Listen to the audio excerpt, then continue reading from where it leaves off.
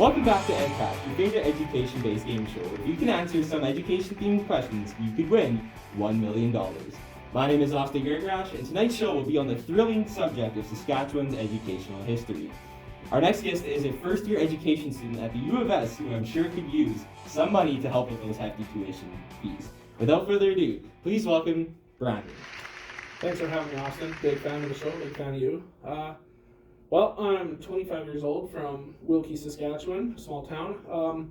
If I win the money, I think I will pay for my schooling, pay off my car, and get my parents something nice. That's awesome. That's great to hear. And just a reminder to our viewers at home, Brandon has 3 lifelines, which means it's kind of like a second chance if you were to not know the answer to the question. The first lifeline is Ask the Host lifeline, where the contestant can ask me for help on the answer. There's also the multiple choice lifeline, where the contestant has 4 options to pick from. And lastly, there's the second chance, where if the contestant gets a second chance when they get an answer wrong. Brandon, if you're ready, let's get into this action. Let's do it. All right, but we'll get started after these messages.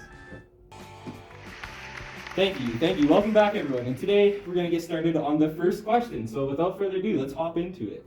So, for $1,000, how did your students get to school before school buses became popular back in the day? Well, if a student was close enough, they would definitely walk. And if they lived a little bit further away from school and they had a little bit of money, they would take a car. But more commonly, I believe they would take a horse and buggy.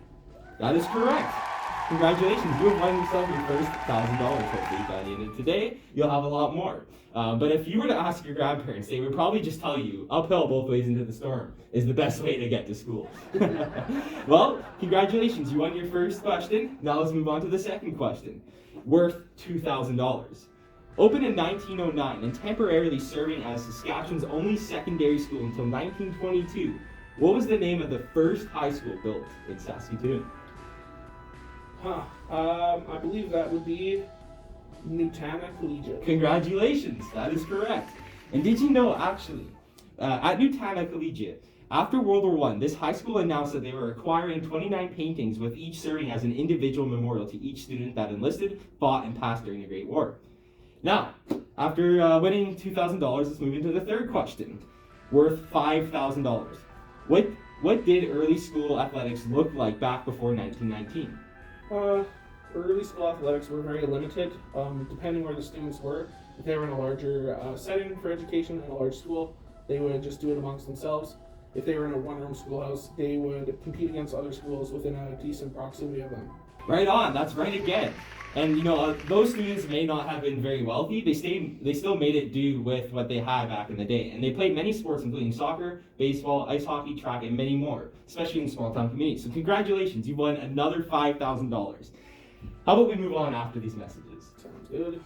Welcome back. We might as well hop in straight to the fourth question worth $10,000. I'm sure you're very excited. So, the internalization of education is always connected with economic growth, benefit for trade, foreign policy relationships, and overall building a modern society within Canada. To promote internalization within education, an agreement was signed in the 1980s between a University of Saskatchewan and a European university, and it was renewed in 2008 when the province of Saskatchewan developed a memorandum of intent on education with this European province.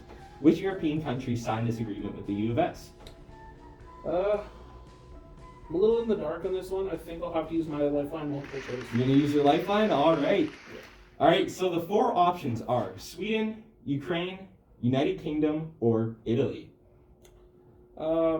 Based off an educated guess, I'll go with Ukraine final. Are you sure that's your final? That's final. That's correct once again. You seem to be on a roll. Without further ado, let's hop right into the 5th question worth $25,000.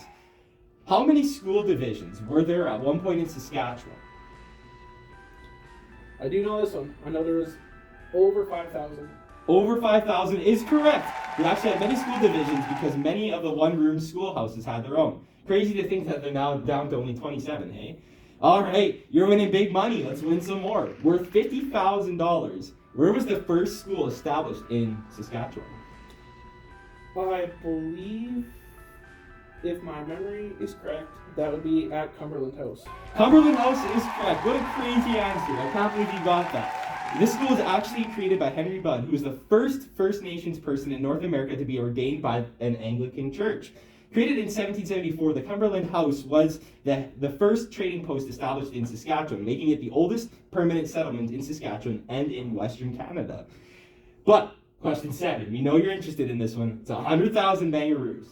So, with there being 20 residential schools in Saskatchewan throughout Canadian history, in what year did the last residential school in Saskatchewan, known as the Robert Qualapel Indian Industrial School, close?